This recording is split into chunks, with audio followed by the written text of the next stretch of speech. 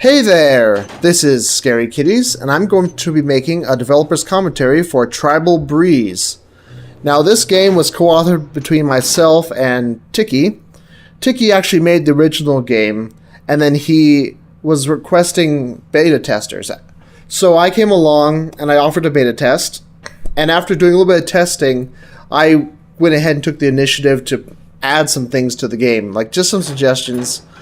I was pretty new to using DrawMid, the Thief 2 level editor at the time, but I managed to make a few simple additions like patrol points. I changed the way they worked a bit. I added some functionality for the AI, like they would turn around at certain points during the patrols, or at certain triggers they would walk to a certain place or do something. It just added a little bit more life to it.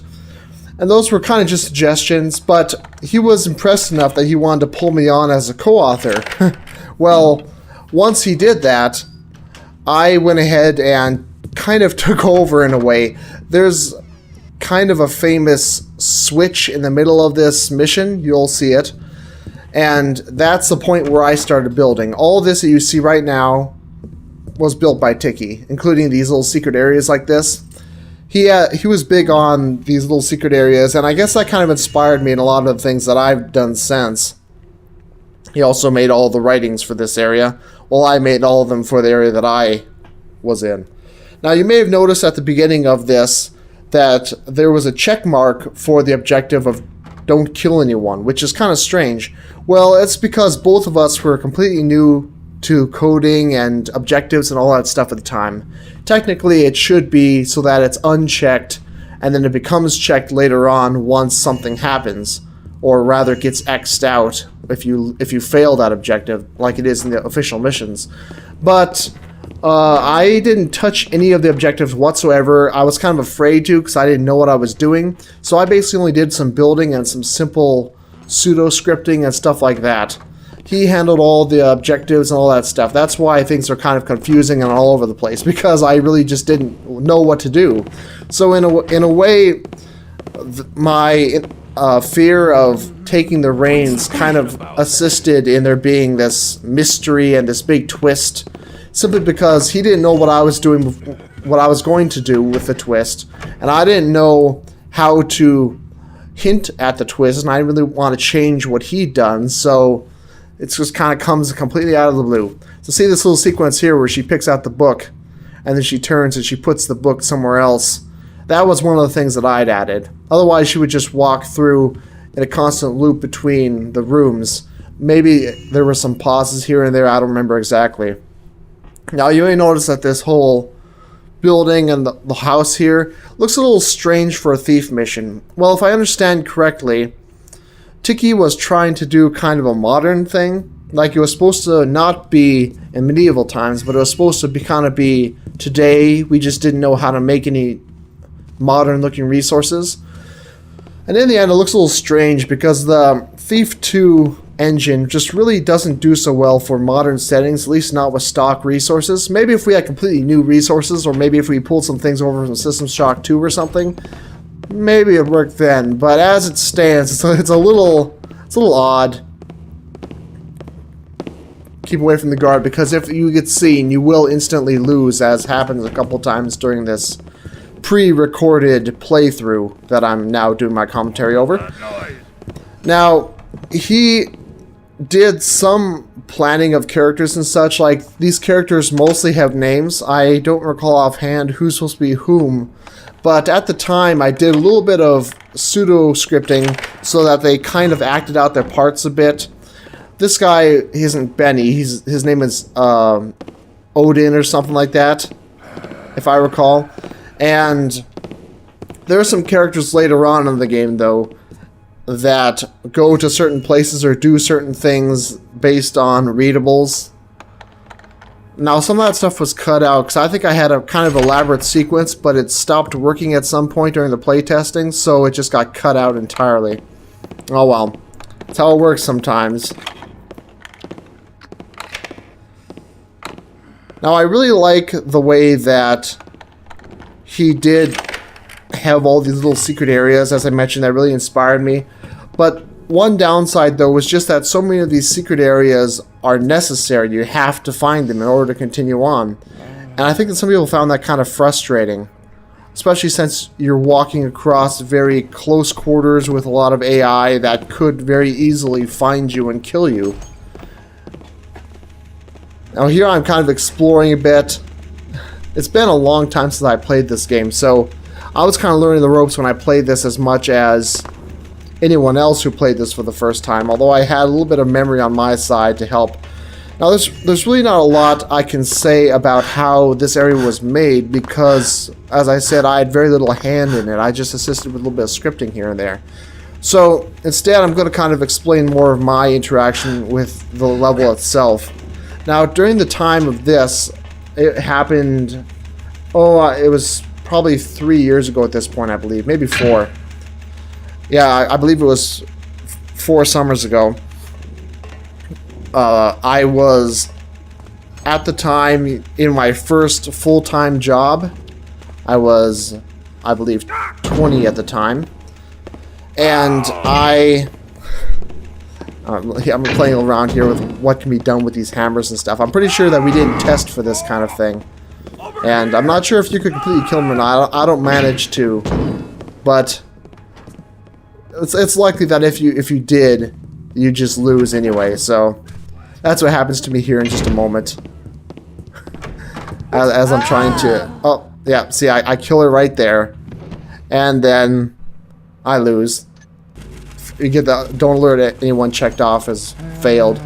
Anyway, so all those summers ago, at the time I was away from home. I was at a camp that it was kind of a place for people to get into employment, just a place where you kind of get some really poor pay, and it was kind of crappy. But all I really had to do, because I was bored aside from work, all I really had was my laptop, and I had a kind of a weak internet connection. So although I'd initially planned to just do some gaming, I pulled up DrawMed and started up with this kind of thing once Tiki pulled me on.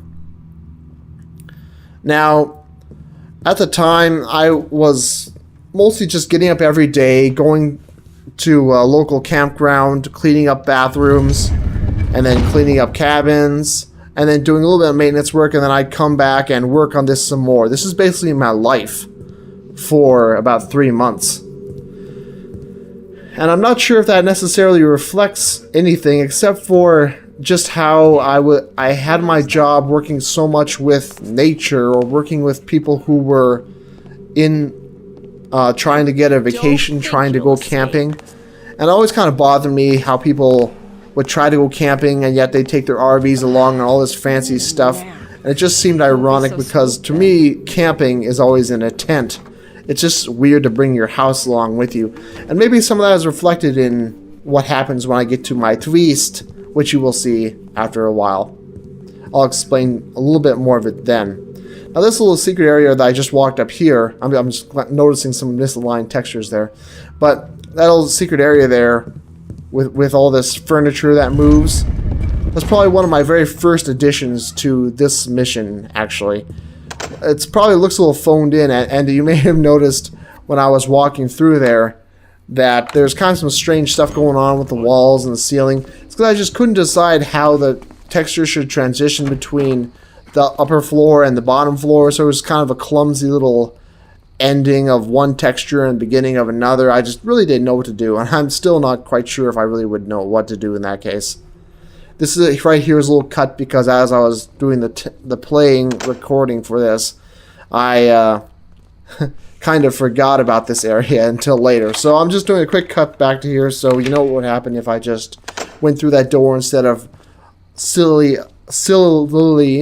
assuming that it was locked and just turning around and leaving. Oh well, that's how it goes sometimes. Now, I know that some people have called this one of the hardest missions they've ever played. I'm not sure how accurate that is exactly. I do know that it's probably tough just because of how much stuff you have to do without being seen or heard, and all these tight spaces and a lot of tile and noise. And I'm sure that's kind of frustrating. But I can't say that I've played a lot of fan missions myself, so I don't know objectively how difficult it is. I didn't find too much trouble when I was playing it here, simply because I guess I knew where everything was for the most part. You see I'm picking up some side coins and things like that, or searching little areas where I think there may be something, or I think I remember something was. Now, this isn't going to be a full 100% loot run or anything like that, because I don't really know where absolutely everything is. I believe that I actually get all the loot in the house here, though. But once I get over to the area that I built, ironically, I find very, very little. But that's fine, because it's enough to fulfill the objective anyway, so it's all good. Now, I know that in my later FM, Lingering Whispers, which is really the first FM I've ever made all by myself, clear through from beginning to end. This one I still call not really my first FM, just because all I did was build some geometry. But in that one I do a bit of coin hunting, coin hiding, whatever. I do a bit of that stuff, and I suppose that was kind of inspired, unintentionally or not, by what I saw here with what Tiki had done with some of this loot. I see there's a lot of crates stacked around here, which probably could be used to jam up those AI, but we never really tested for that, so I'm not sure if it's possible or not, or what can all be done. I know that after you've been to my area, I've heard that, I know in my area you get a sword, you get a blackjack, and some other weaponry, because at the time of playtesting, I wasn't completely aware that Tiki meant this to be a modern mission, or maybe I was aware, but I just didn't really care that much. So my area is much more set in a Thief-y universe kind of time, kind of. So you get Thief-style weapons, and I've heard that you can come back here and use the blackjack to knock out the people who are around here, like these AI. But in my playtesting here, I tried that, and that didn't really work. So maybe it's just a random sometimes not kind of thing. I don't know. It's always interesting to go back and look at these areas that I haven't seen in such a long time, because, well, when you're building it, everything kind of seems very imposing. You're not quite sure where everything will go when you're working on it, at least not personally. Maybe Tiki had more of a vision in mind than I ever did.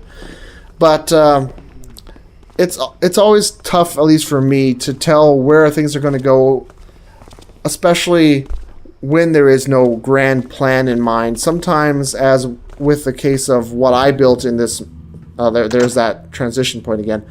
As with what I built in this mission, it's more a matter of just putting down areas and seeing that if they look good or not, and then moving on, and then if you're lucky, by the end of it all, you'll have something in mind for what you can actually do with it. I know that some FM authors do it that way, and some prefer to do it a little bit more organized. I guess it's just to each their own. Now this little area here, I've got a little bit of scripting in here where the servant comes in and turns on the light, which you'll see in just a moment. That was another one of the things that I added. The AI scripting can be a little tricky at times, but sometimes it can be very satisfying to do something that really feels like it worked out really well and that it makes a lot of sense. Especially since you have to kind of do pseudo-scripting, so sometimes you're playing with it and almost tricking the game into seeming to do what it really can't do. Like in this case, when the AI walks by, it looks like she flips off the light. But in reality, what she's doing, she's pushing a button, which in turn is connected to the light switch. So that guarantees that you can't flip the light from off to on, and then she'll turn it on when she leaves and turn it off when she enters. Otherwise, you could reverse it on her like that. But instead, when she enters, she turns the light off and then turns it on. That guarantees that it's always going to be on when she enters. And then when she leaves, then she turns it on and then off again. Did I say that in reverse? Whatever. When she comes in, she turns it on. When she leaves, she turns it off. And to the player, it just looks like she's using the switch. And that's kind of part of the trick of it. Here I just turn it off on her, and she doesn't know. It's difficult to really program in AI realizations of things like that. And in a lot of ways, while it may seem like a good idea in theory, it really isn't that great if you actually try it. There's a lot about Thief that's really, well, unrealistic, of course, but some of those things would be a lot more difficult if they were realistic, almost to the point of not being so much fun anymore. In some ways, the stupidity of the AI makes it a little more fun. Now, you've noticed by now, I'm sure, that there's some nice sunlight in this mission. Tiki set all that up. I'm guessing he based it off of some other fan mission or asked someone. But I really don't know how exactly that's done. I know that there are some settings in Dromed that will allow you to have that. Basically, it just turns all the sky areas into a light. So there's a solid light from all sky areas, and that's how it works. And then you can decide where the direction's coming from and where it goes and all that kind of stuff. It's kind of ironic here that he writes in a mention for Benny when the guy downstairs who sounds like Benny and who you'd think would be Benny has a completely different name. In some ways, he's got kind of a story going on here, but to be honest, I never understood it so well. You'd have to ask him what exactly he had in mind for all this. Now, you can see some of the issues with our building here with, like, certain doors, the way they turn. Like, in that case, that unless he was intentionally trying to trick the player or something, that door probably would have been best rotating a different direction, because otherwise, as was the case there, and it has been the case before, you can kind of close yourself in by opening the door, which could be kind of a puzzle, or it could just be kind of weak design. It's kind of debatable, I suppose. Now here you see these big wooden things with the grates on them. Those are supposed to be speakers, I take it. This is like a little concert hall or something.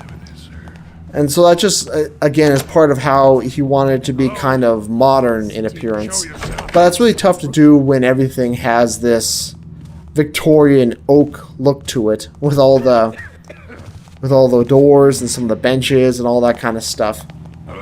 Also, it's just difficult to make things look well unless you just go wild with the trim, because while in real life you can have a nice white wall and it looks great, in here with those blocky lighting effects and all that stuff, it just is difficult, and it just doesn't look all that great on its own. Makes it look kind of empty, although Tiki did a pretty good job of pulling off these areas. I mean, this doesn't exactly look empty or boring per se. It just is very minimalist, which you may or may not like. Now, this guy turning is another thing that I believe I added. Or, yeah, I'm pretty sure I did, or at least I kind of adjusted it a little bit. I'm pretty sure he didn't always face the carpet, because that would make it pretty much impossible to sneak by here. But we did a little bit of experimenting with what directions he would turn and exactly how long he should be doing that.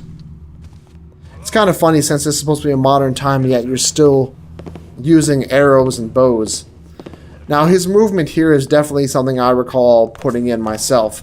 This ties into one of the readables that we may or may not have seen yet, which mentions that he tends to go off and get a drink. Well, that's exactly what he's doing right here. And I follow him to just show off what the animation looks like.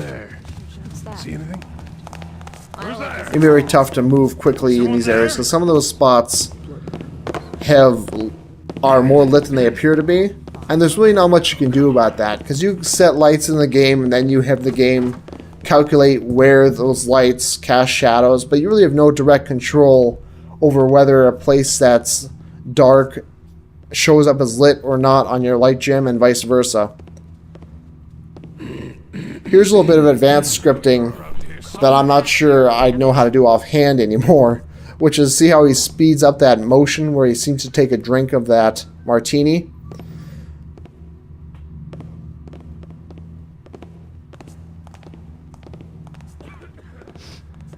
There you go.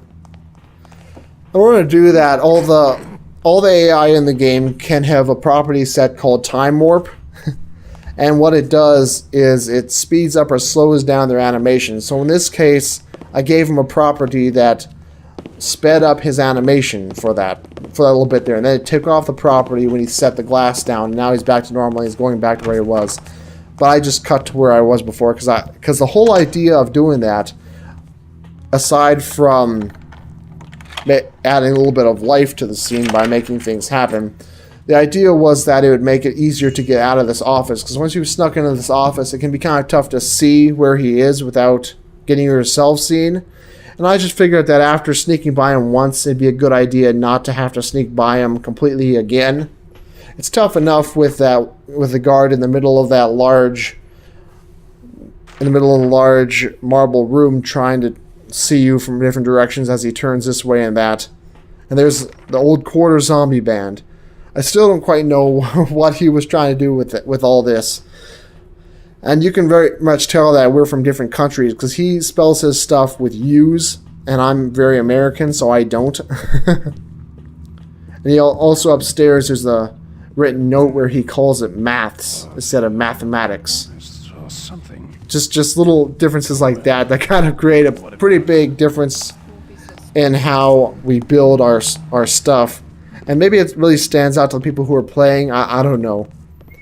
I haven't really heard any responses about what people thought of this since it came out. But well, that's fine.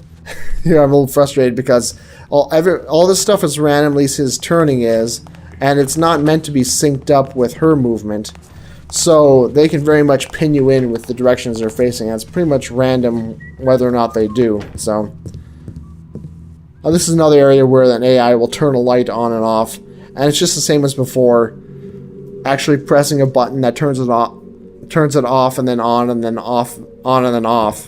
It's kind of a lot of crazy stuff goes on behind the scenes, which kind of makes it exciting. It's not nearly so much here as it is later on when you get to my part of the mission, because, well, in my part of the mission you've got maybe 2 or 3 AI which are in a hidden room that you can't ever get to because it's completely disconnected from the map.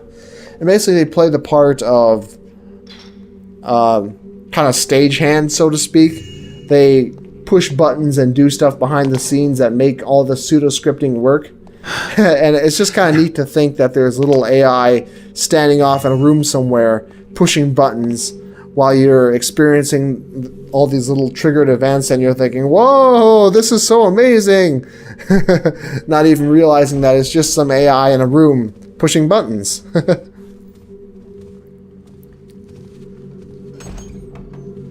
Now, we had a lot of issues getting the lighting from the sun to always work correctly. I was on a kind of crappy laptop at the time, and I'm not sure if Tiki's rig was any better. But for me, Dromed would tend to hang and even crash when I was doing a full rendering, because it just couldn't handle rendering all that sunlight. And eventually someone, I'm afraid I can't remember who, but someone was generous enough to come along and help us and pointed out that we didn't have the grid snapped. Now, when I made my area, I made sure to use a grid snap, but when Tiki made his, that is this area here, he evidently didn't use a grid. So the problem is that if you make a whole mission without a grid, then Dromed tries to split the difference when it's rendering polygons and stuff. So there tends to be a lot more polygons than there otherwise should be. In addition to that, with the lighting calculations and the movement calculations, especially the lighting, it really can get confused. And see, note how these carpets actually stand up a little bit. It's because he's using a very, very fine grid setting. And that can cause troubles with both the polygons when it's being rendered, and the lighting, and the AI movement, and all that stuff. But we were lucky enough that it seemed to turn out okay. It's probably part of the reason why some of those scripted events didn't quite work correctly, though. Personally, when I do rugs, I tend to try and make them flat on the ground. But giving them a little bit of height like that does add something, in the sense you can, you know, it seems like it had a little bit of depth, and that kind of adds something, I guess. But in the end, it's just best not to mess with the crotchety lady Dromed and just do it the way that she likes. Here's some more little hidden coins. I actually really like how he made that bed with a little rise for the for the headrest. I tend to excessively use objects when I make missions and stuff, which is kind of too bad because there's something to be said for a creative use of brushes for creating different objects, whether it's like a big table or a bed like that. It adds some very well needed variety, but I just can't get myself over using objects instead, which is fine if you've got a good variety of objects and they look great, but that's not always the case. And everyone's seen the Thief 2 objects so many times, like thousands of times, and I'm sure that most of them are sick of them, unless they're just very patient. The Thief 2 community is just amazingly patient with its mission builders, and forgives a lot of little mistakes that otherwise you think they probably wouldn't. I'll find. Don't worry, I don't quite get caught here. Well, actually, I technically do, but through the magic of editing, you probably don't notice that I did. Now, I believe Tiki made some new skins for this. At the time, I wasn't doing any editing at all with objects or models or anything, so I didn't know how to make skins. I think I had experimented with it once, but I didn't have the confidence to actually bring them into the game. Well, you notice that all these AI here kind of have a same uniform going on, and I believe that's because he created all these skins himself. I could be mistaken on that, though. And we're coming up to the part in just a bit where I begin to contribute.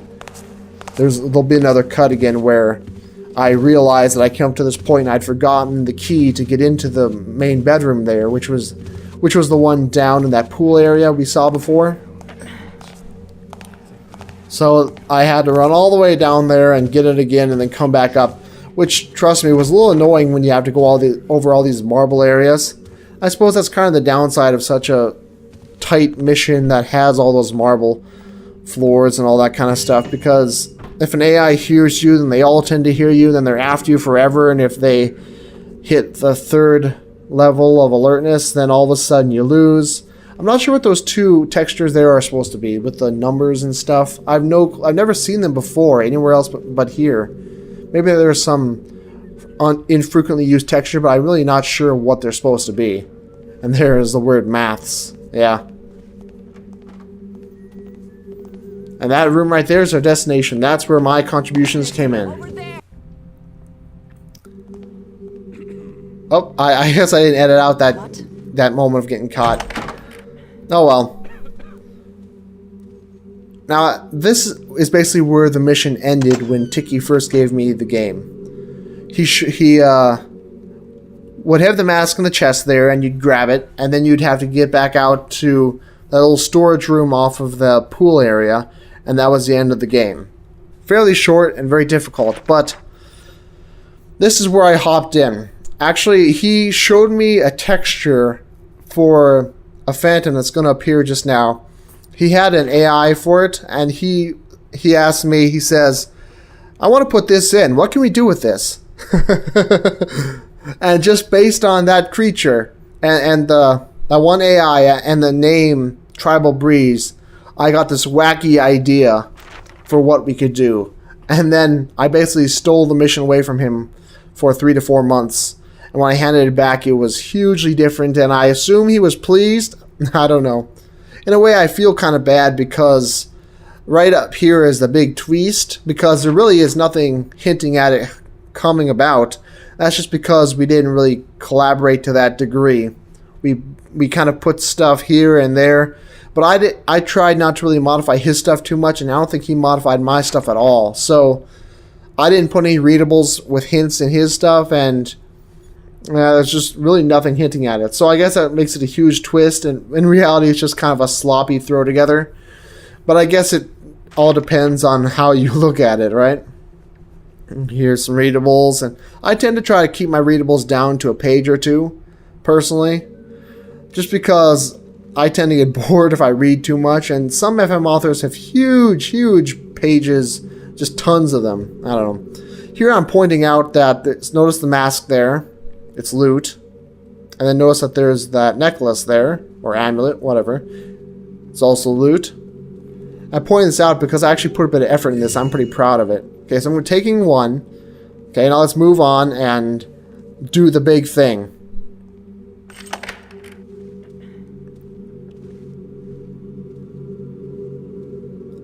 I guess I'm pointing out that the locked backwards, whatever. Boom. And that's the AI he showed to me and wanted to do something with. I think it's that mask with the mouth and all. And see, there. All of a sudden, you're in a completely different area. And note that the amulet is here, but the mask isn't. I set it up so that if you take the mask or the amulet, it'll delete it from this version. And it may or may not screw up the loot goal. In fact, it probably really does screw up the loot goal, but I wasn't aware of that at the time. I was just kind of proud of the cool effect that it remembered whether or not you had gathered the particular piece of loot or not. Whatever. Now, that pretty smooth effect was done because I copied the room and basically moved it up like 1,000 units or something. Probably more like 500, I guess. And then after that, I built this whole area completely around that one room inside the tree. Now, this was inspired by some kind of test mission I'd seen at the time. I believe it was by a nameless voice. He demonstrated how you can use sources and receptrons. Is that how you pronounce it? Receptrons? You can use them to basically seamlessly teleport the player to another part of the map. But if the part looks exactly the same and if it's aligned just right, it'll basically, you won't be able to tell that you moved at all, and it'll look like everything around you suddenly changed, which is a really cool effect. And I tried to do it again later on with my Lingering Whispers game. There was a moment in there where you do a teleport, but I just couldn't get it to work right, or maybe I was just lazy. But it just didn't quite work right, and I didn't remember how I'd gotten it to work, so I just skipped it basically and went for a classic old teleport trap. That's a script on a marker where if you activate it, it can teleport the player to its location, or whatever it's attached to, basically. Now, with all these areas, are completely made by me just faffing about, basically. I added these things like the 8 beasts and this whole treehouse bit here, mostly just because I was like, what am I going to do? Most of these areas had very little revision. That is to say, I just kind of built until it looked decent and then I moved on. I was lucky enough that there wasn't too much trouble with too many polygons or anything. And I'm still kind of proud with how some of it turned out. I think it looks kind of creative in a way. And it is, I suppose. It's just very chaotic because I was just pulling stuff out of my butt, basically.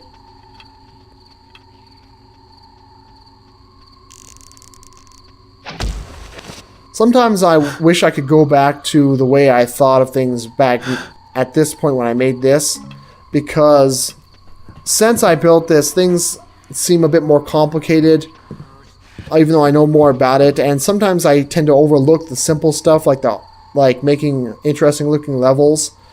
Or maybe it's just because when I'm trying to build areas that look like they're man-made, it just turns out kind of sloppy because my method is very organic, which works well for these organic areas like the forest or the strange buildings carved out of the forest. But in actually making human-made buildings, it tends to make stuff look a little cobbled together. At least I feel that was kind of an issue with Lingering Whispers, personally. Now, in this area here, I had initially wanted there to be the player going down on the ground, because I think I was frequently looking at the way it was built in the I almost said Trail of Tears, no. In the Tracing the Courier mission. I looked at that frequently for kind of some ideas on how I do this or that, the other thing. And that's kind of, I suppose, where the hollow trees bit came from in the first place. Don't worry, I don't get caught here, miraculously. Maybe it's because he's like stuck against those steps and he doesn't quite get close enough to touch me. I can't believe I did that move. I put a skull inside a chest. What a dick move. And it worked against me. Anyway, I had initially intended the player to be able to go on the ground, but I think that at that point I was having some trouble having the polygons be too much. Like there were too many trees and strange shapes around, and I tended to go for some kind of crazy roots and that kind of thing, so it just made a huge mess when optimizing, and it was just crazy. So I just stuck to these two levels inside the trees. You'll see the other level a bit later because I kind of have to go around to avoid these two little dolts here. But it did the job okay, I suppose. There are plenty of other areas where we were outside of the forest and get a kind of a glimpse at its size and scope. In a lot of ways, I suppose I learned how to do things like hinting at areas that you can get to later, or having a peek at something that you have to kind of go a long ways to get back to. See, like I looked out of the little slit windows in that one area. Now I have to walk all the way around to get to them. Some may find that kind of annoying, but in a lot of ways I think it's kind of a good thing. You know, it's satisfying when you see something beforehand and then are able to get to it. Now as for these crazy portals in the trees, we'll get to that a little bit later. And there's a sloppy effort of me trying to make roots. I really should have used objects for that, but at the time I had no clue how to make objects, and I'm only really kind of learning just now, in fact. But those are completely brushes, just like everything else. So the game would often throw a fit when I was trying to build them into the engine, because since there's so many strange shapes that are being rotated and skewed in odd ways, it was just really awkward for it to try to optimize it. I guess it would get confused because there'd be strange intersections between the polygons or something or another. And I had to go through actually a bit of work to get those little bits of roots right there to work correctly.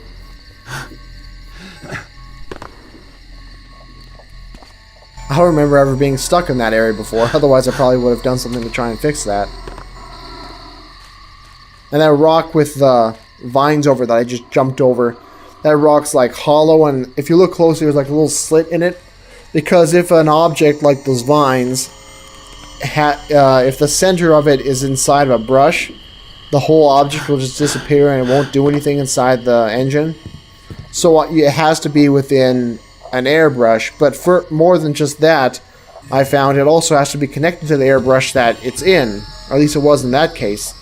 So I couldn't just have the rock be hollow in an area you couldn't get to anyway. It had to have a little slit for the object to show, so it's kind of a weird little building exercise right there.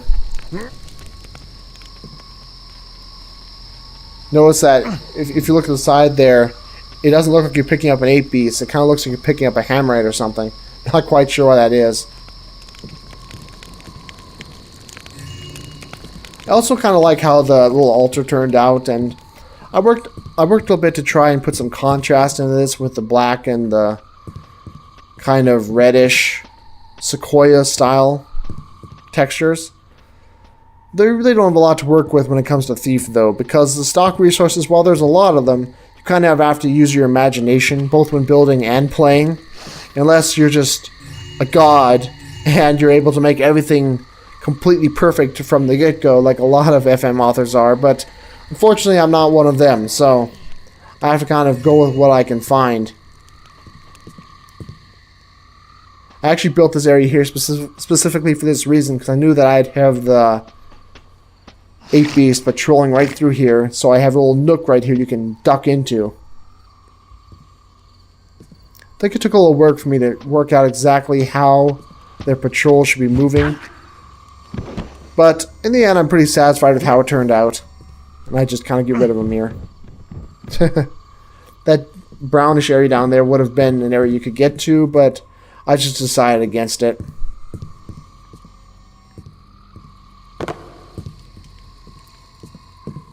And there's nothing under the stairs here. I'm just checking.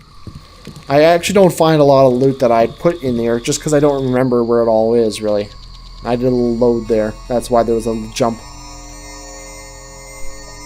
And this tree beast here isn't real, so don't worry about it. I put him in there just kind of as a teaser for later on. For some reason, when I did this playtest, this gravestone right here has just a solid white texture. I have no clue why that is. I'm not sure if that's like a bug in the engine or if it's a bug in this particular FM. I don't know. I've never seen that before. I know that it had a texture when I made it. Oh well, the good thing it's just a gravestone and nothing too much more than that. Otherwise it may have really looked weird. I was actually kind of proud of that poem, but then I just realized that I used the wrong form of 2, which is pretty embarrassing. Because this is the final release after testing all that stuff, and you know, hundreds of people have played this. At least I assume they have. Hundreds of people have downloaded it anyway. So everyone knows that I used the wrong version of 2 there, which is pretty embarrassing. Those eye things are pretty cool. I just wish that they were a little more useful. These crystal caves I had a lot of fun with, although it took a lot of work to rebuild them. The reason why they're so claustrophobic right here is just because of, again, polygon counts. Initially, this was a really big, open, cavernous area. What with where these ancient steps are and that little bit of stuff behind the zombie there. And this broken down bridge. This had been a huge open cavern, but I really had to change that simply because I couldn't show too much of it at once or else the game would crash. But in the end, I think that it's better for the fact that I tightened everything up like this. The Thief engine really works a lot better, the Dark engine that is, if you can't see too much at once. Because if you can see too much, then it kind of spoils it. Because it just doesn't have a lot of variety. There's a lot of the same texture repeated all over the place. And the lighting effects, well, nice for sneaking because they're very black and white, so to speak. Like, there's a lot of areas where it can be very bright here and then very dark right next to it, which is completely contrary to how things look in real life, of course. While that's nice for the sneaking mechanics, it really kind of hurts the aesthetic of things. But if you're careful, and if you have the color settings or light settings done right, it can be less of an issue. I know that a lot of FM authors make very nice large areas that don't look crappy, but I'm still learning how to do that even now. Now, I was proud to hear that a lot of folks think that this is one of the best temple areas and one of the best jungle areas that they've ever played. Now, mind you, this is back in 2009, I believe. Maybe it was 2010, but I think it was 2009. So, there may have been pretty significant changes back then. I know that Tracing the Courier 2 has come out since then, which did an amazing job with its forest areas. I'm actually kind of jealous. But at the time, I was really proud of how this temple thing turned out. It was basically just me wanting to make kind of a ruined area. And then I found these nice objects with the bricks, so I was like, oh, I'll have some bricks laying around, and that's kind of cool. And then I found the textures with these color bits and the whole elemental thing. And that's how I got the idea for the elemental jujus. It was entirely inspired by the textures, basically. That and my finding of the objects that were the talismans. At the time I played this, well, the time I built this, rather, I hadn't really played through Thief Gold. I had played through Thief 2 when I was younger, but I never really got to Thief Gold. So, I didn't actually know about what the talisman were meant for. I just found them and I was like, oh, I can do something with that. Here's an old little side forest area that you can't get to, largely because I was running out of brushes at this point. After I'd built a certain degree of the level here, I found that I was quickly running out of resources, not to mention things were getting really complicated and time consuming, so I wanted to kind of summarize things. So there are some areas that aren't as big as maybe they otherwise would have been, but I think that turned out for the best as well, because the size of things, it's big enough that people have gotten lost, like a lot of people. I know based on the comments I've gotten on the threads for this, but I think it's big enough to really have a satisfying jungle feel to it. And yet, for those who have never played it before and never been in these areas before, they can have little maze-like qualities, but once they go through them a few times, they kind of get the gist of how things are supposed to be going. And that's kind of what I was going for, really. Initially, I'm looking back here because initially there had been like a area high up in that tree, another kind of hollowed out house area, but I suppose I must have cut that at some point. And I really like how this tree turned out with the roots and stuff, but that's really sloppy to do with brushes. So in the future, if I do something like that, I'll have to try using an object and just kind of being creative with how it wraps around the brush. Now, I don't find a fraction of that loot that's actually in this mission. In fact, I'm pretty sure that no one ever has, because after I finished building this mission, I was so tired of building, I basically didn't want to look back ever. So I never went back to repair or check things out. I think someone tried to do a loot list once, but I just couldn't find all the loot. And I really didn't remember well enough, or really care well enough, to be honest, to go back and try and find it, help them find it. But that's just kind of how it goes when you're working with an amateur like I was, and still am, I suppose. In reality, there's probably a few pieces of loot that are outside of the bounds of some brush somewhere, so you actually can't grab them. Maybe they're just in such a hard to find area that, or hard to reach, that it's just practically impossible to get to it. I went pretty crazy with putting little coins here and there and bits of crystal up in the tops of trees. I know a lot of people have had trouble finding this area right here where the water juju is. It's actually the easiest one to find, which is why I'm going for it first. I figured that having it kind of hidden there would be sufficient reason to make it easy to actually find once you got to it.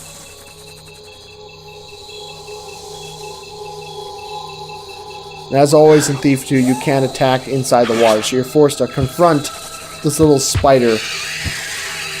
Thankfully, they've only got 1 unit of health, so anything hitting them basically kills them. And then there you go. It's got a little sound effect, which is intended to kind of point out where it is. I'm not sure how easy it necessarily is to find thanks to that, but that was the idea behind it anyway. There's a lot of objects crammed in here, like this big grayish thing to the left is an object. This big brownish one, well, darker gray one here, I suppose, is also an object. Mostly because at this point I was really running out of polygons, even in an area like this.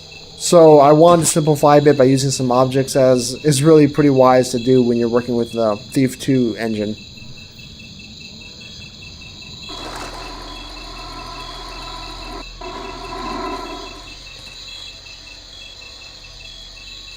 Now, a lot of people had trouble finding this area as well. Even I don't find it right here. There's a little nook here. But I'm looking for an area of the temple that's kind of collapsed and closed off. It's just around the corner to the left up ahead. Once I get past this ape beast with a dynamic light in his hand. I was so proud of adding that. I felt like I was the man. Because you just don't see it in the original game, and it's not done a whole lot in FMs. Maybe it is now, I suppose. But at the time, it felt novel. Whether or not it actually was, I don't know. You may notice you don't actually see a lot of light in this mission. Well, in my part of the mission, that is. That's because I actually didn't really like the whole daylight thing a whole lot. I much preferred to have things kind of dark with the cover and all that stuff, the heavy tree cover, as if you couldn't see. So that was kind of the idea. And here you get a little glimpse as to what's to come. There's the little thief down there.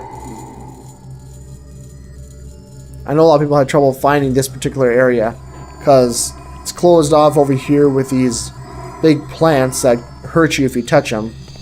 And on this side, you've got this area that you have to basically go one direction, then turn around, and then slip in between some trees to find it. Now, you may have noticed there was a mask sitting on the on that pedestal there. That's kind of a hint as to another pedestal that can be highlighted but has no mask on it. And in a bit here, we'll get the mask that's necessary for it. When I made this area, a lot of it was just done flying by the seat of my pants, so that's why there's not really much hint as to what you actually have to do. I think some people find that kind of annoying, and I suppose rightfully so. But in a way, it's kind of satisfying for some folks anyway when they are able to just figure things out completely on their own. I think I took it a little too far in some of my work in Lingering Whispers. I probably could have had a little more hints in there, and I probably should have had some hints in this area too. Just because people here are like, oh, well, I was supposed to get a mask, and all of a sudden I'm here and there's no objectives or anything that changed. Well, that's because, oh, look, he's holding his lantern up kind of to the side. That's strange. Anyway, that's because I didn't know how to make objectives, and I really didn't have the guts to give it a shot. So I just relied on readables, and I kind of wanted to be sparse with readables because, as I said, they kind of... excessive readables annoy me. So instead, I kind of tried to show what happened. Just imply it by the way things look, and just hope that I kind of lead the player to what's necessary. So that's the case here too. He's got a big book, and yet everything he has to say is summarized on a single page, and I kind of appreciate that, personally. Frag, I don't remember what that's from. It may be some kind of African god or something. I must have got that name from somewhere. I'm pretty sure I didn't just pull out of my butt. Well, then maybe I did. Who knows? I'm still pretty pleased with how this area right here turned out. The contrasts between the reddish and the yellowish wood, and just kind of the way everything's constructed. It feels very tight to me. The design's very close, and it just, I don't know, it just makes sense in a way I can't quite explain. It doesn't look boring to look at, even though there's only 2 textures at play. At least I personally think so. Others may think that I've got too much stuff going on in a small area. That's something I really feel I need to work on as a FM maker. I get really nervous if an area is large and doesn't have a lot of stuff in it. Even if it's kind of medium-sized, it doesn't have a lot of stuff in it. So I tend to overpack areas with too much stuff, and then it's just crazy and difficult to navigate, and I don't know.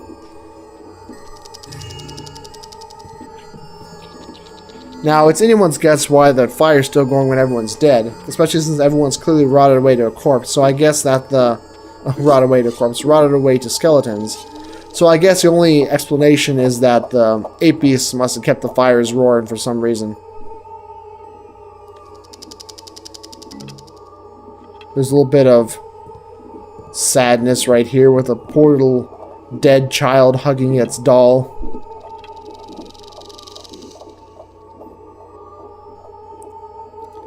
Still think that the whole scene set up there, as well as the one with the guy you saw earlier, who was laying dead on the ground and has some arrows down around him, I think that all turned out pretty well. You hear the laughter of the mask, which probably unconsciously inspired me with the mask as to the mask I chose for Lingering Whispers, because it's the exact same mask. I just love the masks in this game. I've always got a thing for really cool, creepy looking masks. A lot of people have trouble finding that air juju, but if you stand right here, it comes right to you, so... It even lights up. I suppose so do the will-o'-the-wisps, so it can be easily mistaken for one. Well, technically it actually is a will-o'-the-wisp. I just changed the wisp into a floating chest that's shaped like air juju. And then when you grab it, then that's what you get. Now this area here was completely built from that little branch you just saw me exiting from. As in that little area here with these 4 trees is actually right off of that tall tree that I just exited from. So it actually is right there. You're not actually being teleported in that case. In these other 3 cases, though, you are being teleported somewhere, and that's just a simple case of you touching the touching those red areas, and then it activates a trigger which teleports you to another one. I think I decided to do that because I figured that it was a little tough to navigate around, so I suppose adding a teleporting maze kind of thing does help speed things up once you learn where it takes you. Here you kind of encounter some of the tree beasts. There are, I believe, 3... No, scratch. I think that there are actually 4 real tree beasts here. That one over there on the right. There's one over there on the left. I think that one behind you may actually be real as well. I may be mistaken on that though. And then there's one back there by the entrance right there, who's also real. The rest is all just a tease for that. Now, some people made a comment that they had never seen a tree beast climb stairs before until they played this. I'm not sure where they got that from because I didn't have to do anything for it. They just climbed the stairs on their own. I didn't intend that or anything. It was just the way it was, so I just rolled with it, basically. And if you're quick like that, you can get away from them, no problem. And with that, I've got all the jujus. Well, actually, no I don't, do I? I still need to put down the mask and then get the fire juju, which is in a side area here.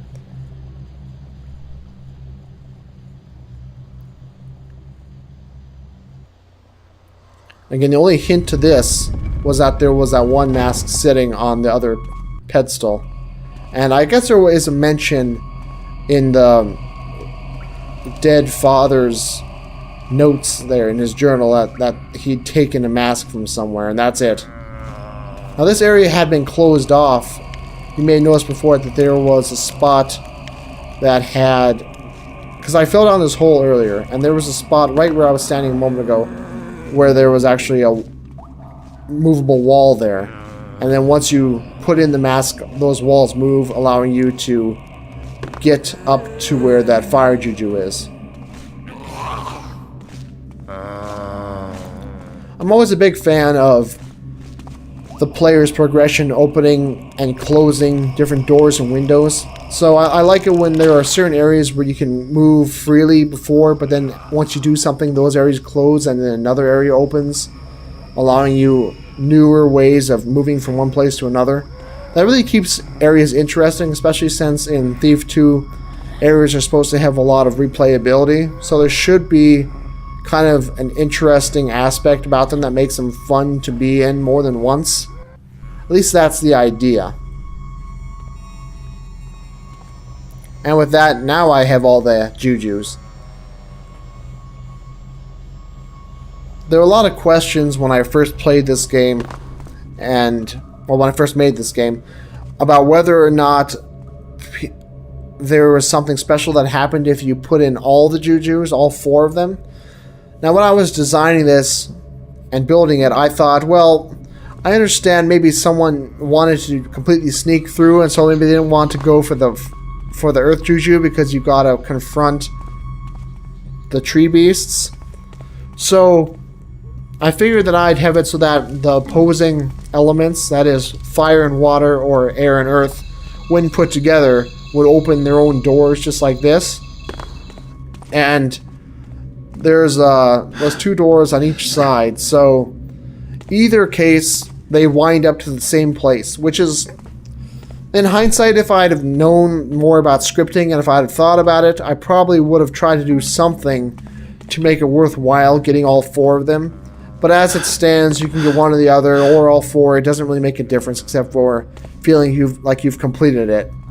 And in reality, you can't really complete it because there isn't any loot lists, and no one really knows where all the loot is, so who can really say? In fact, a lot of it may be a bug, now that I think about it, that you can't get all the loot. There's probably some loot mentioned that gets deleted somewhere, or that just doesn't exist quite as it should. I haven't really collaborated with Tiki or talked to him since I made this, so I'm not exactly sure where he is these days or what he's been doing. I was still really proud with the effect I had there of putting those talisman in and then having things light up. And then this whole area is a little clumsy because I was working in kind of constricted space trying to do something with what I had here.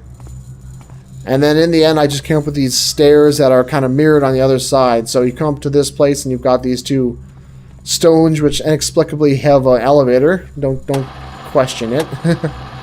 And then the other stairs go down to the exact same place, and it's just a mirror of the other side, basically. I'm just pointing that out right here. So we're finally almost done. There's one more of the stuff that I built. which is the crypt down at the very bottom. And at this point I was really running low on resources, so it was necessary to kind of keep things simple, stupid. That's why this area here is so tiny compared to everything else. I want to be kind of a final confrontation, but that's difficult to do in Thief because you're very limited on what AI can really do. Unless you're maybe some kind of expert programmer, maybe you could add new functionality to the AI, or if you're just really creative, you can make them seem like they can do things that they've never done before. But in reality, the AI are very set in stone. So you've got like your guys with swords, and no matter what they look like, they're still guys with swords. It doesn't matter if they actually have swords or if they have just bare hands. And then similarly, you've got the guys with hammers, which basically are the exact same thing as the guys with swords. You just swing it a little bit differently. And then you've got your archers, which can either shoot arrows or some other projectile. And then you've got your spellcasters. And actually, spellcasters and archers work the exact same way as far as the game is concerned.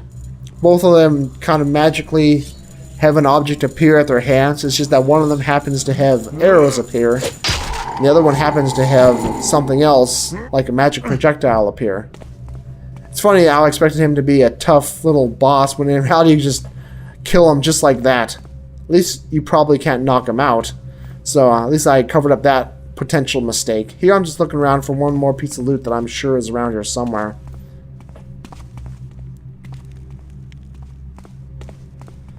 Now, you can do some playing around with like sources and receptrons and just different little scripts and stuff to make it seem like AI can do more than just those two things. Basically, you've got your melee and you've got your spellcasters, and that's about it.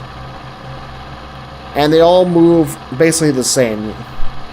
You've got some that are humans and some that are monsters, and that's basically all you've got. So it's just a matter of whether or not you can do something creative with that. Now here there's kind of a clumsy transition up that elevator, because I found that I couldn't do a smooth one because you'd fall down the elevator shaft. You wouldn't quite appear exactly where you should be, so I kind of had to teleport you a little bit higher than you otherwise would have been. That's why there's a brief jerk there, but on your way back, as you saw, this is basically a completely smooth transition again. Here I'm trying out some of my weaponry, but I find it doesn't work so well. Now that gas arrow was able to knock him out without causing any trouble, but my attempt with the blackjack here was a little less than successful. She's just a little jerk there, and well, I lose. I don't even bother with the gas arrow this time, I don't think. Now, the way that it works when an AI is alerted to your presence, basically all the AI can have a single response programmed in. Only one, unfortunately. I wish that they could have multiple, because then they could do so much more, but basically they're limited to just one. And in this case, their one response to being knocked out is to push a button, and that button signals the end of the mission. And I made a mistake of quick saving right here, and I reloaded just to find that the AI doesn't move anymore. So there's a little bug that I guess we never had ironed out. I'm not sure how I even would iron it out. Thankfully, I've got the secret passage that I added to this mission over here. Show yourself. No skulking. It's always strange when people try to make missions that aren't meant to be Garrett, and yet Garrett still sounds like Garrett. I understand that it's a lot of work to replace all those sounds, and I probably wouldn't bother myself, but it's still something that kind of stands out in my mind as a little odd. It's too bad that it's not easier to replace all those sounds. I once looked into it, but the problem is that all those sounds of when Garrett gets hit, like if he's hit by a sword and you hear kind of a crunch and he gives a kind of grunt or something, the sound file includes the crunch and the grunt, so the crunch isn't a separate sound file. So you basically have to very carefully replace the grunt without replacing the crunching sound. But oftentimes they overlap, so it's kind of a crunch and then a grunt just partway through the crunch. You don't really notice it when you're just playing, but when you're trying to edit the sound files, it's very annoying. And then we need to get over there to that final spot to the left, which is the storage area. I have no clue how the player character is supposed to get out once you get to that point, but nevertheless, let's complete objectives, and we are done.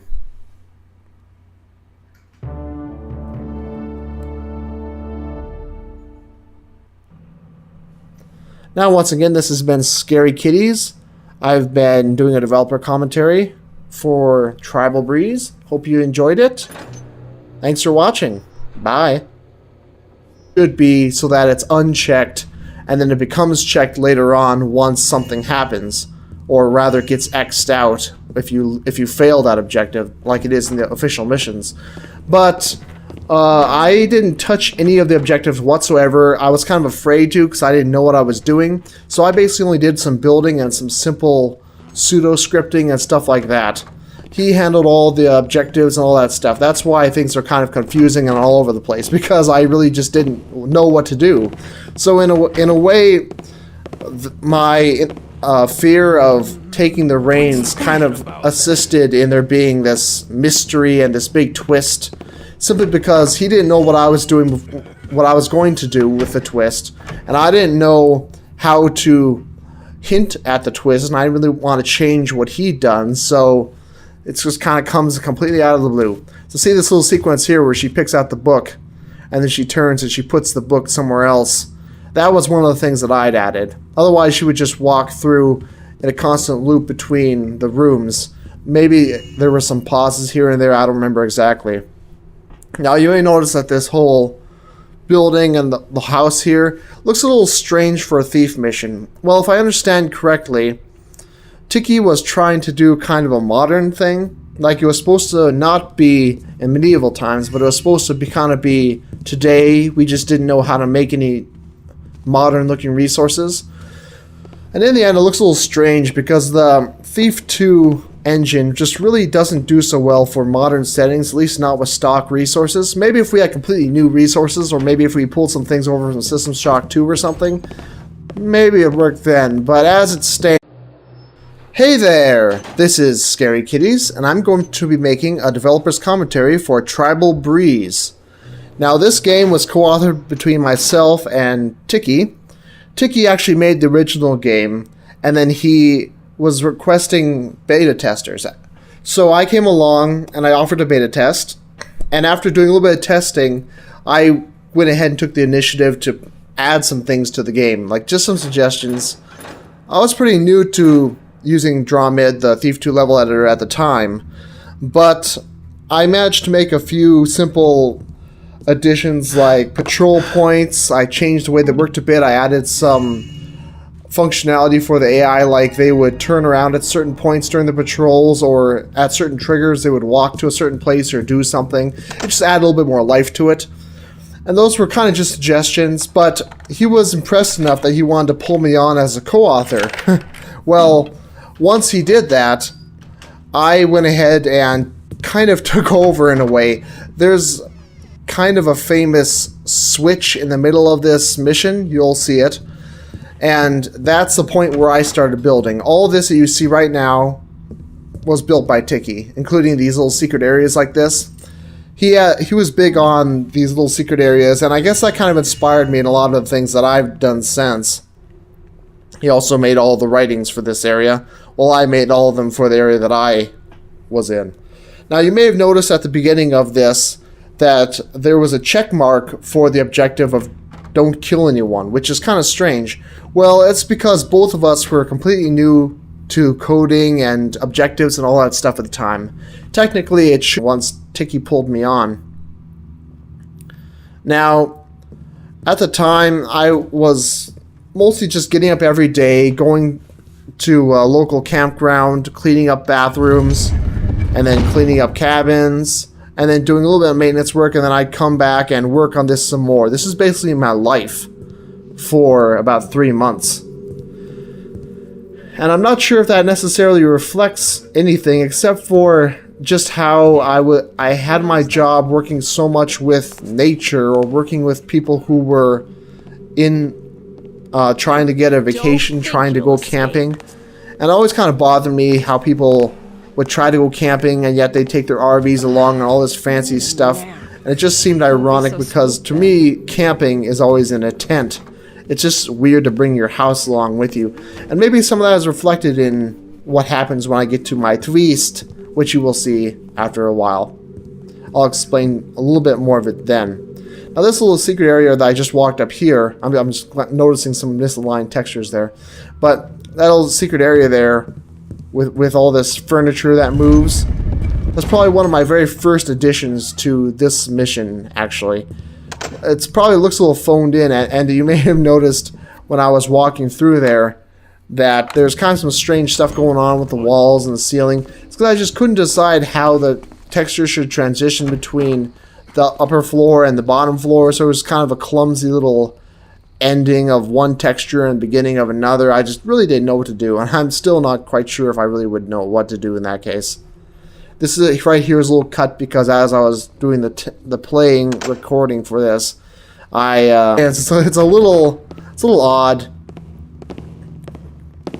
Keep away from the guard because if you get seen, you will instantly lose, as happens a couple times during this pre-recorded playthrough that I'm now doing my commentary over.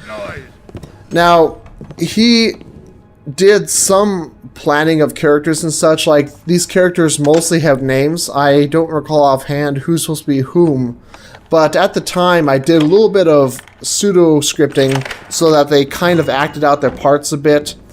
This guy isn't Benny. His name is Odin or something like that, if I recall. And there are some characters later on in the game, though, that go to certain places or do certain things based on readables. Now, some of that stuff was cut out because I think I had a kind of elaborate sequence, but it stopped working at some point during the playtesting, so it just got cut out entirely. Oh well. That's how it works sometimes. Now, I really like the way that he did have all these little secret areas, as I mentioned, that really inspired me. But one downside, though, was just that so many of these secret areas are necessary. You have to find them in order to continue on. And I think that some people found that kind of frustrating, especially since you're walking across very close quarters with a lot of AI that could very easily find you and kill you. Now here I'm kind of exploring a bit. It's been a long time since I played this game, so I was kind of learning the ropes when I played this as much as anyone else who played this for the first time, although I had a little bit of memory on my side to help. Now there's really not a lot I can say about how this area was made because, as I said, I had very little hand in it. I just assisted with a little bit of scripting here and there. So instead I'm going to kind of explain more of my interaction with the level itself. Now during the time of this, it happened, it was probably 3 years ago at this point, I believe, maybe 4. Yeah, I believe it was 4 summers ago. I was, at the time, in my first full-time job. I was, I believe, 20 at the time. And I'm playing around here with what can be done with these hammers and stuff. I'm pretty sure that we didn't test for this kind of thing. And I'm not sure if you could completely kill them or not. I don't manage to. But it's likely that if you did, you just lose anyway. So that's what happens to me here in just a moment. As I'm trying to... Oh, yeah, see, I kill her right there. And then I lose. You get the don't alert anyone checked off as failed. Anyway, so all those summers ago, at the time I was away from home. I was at a camp that it was kind of a place for people to get into employment, just a place where you kind of get some really poor pay, and it was kind of crappy.